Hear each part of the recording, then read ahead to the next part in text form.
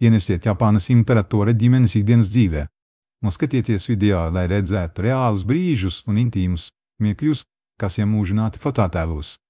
27. augustā 2025. gada Japānas imperatora pāris pārsteidz ar intīmus brīvdabas fototēlus Instagram, kurā redzams, kā imperators Naruhito, imperatore Masako un princese Aiko izbauda saules peldes pludmalē netālu no vasaras rezidences Uzaki.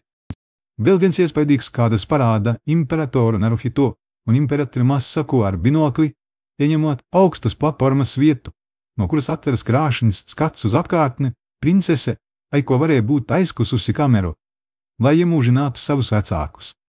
1. decembrī 2024. gada Japānas pilis publicē jaunus fotoattēlus par godiem princeses Aiko 23. dzimšanas dienai. Un redzams, kā viņa pavada laiku starp augļu kokiem pilnā krāšņumā.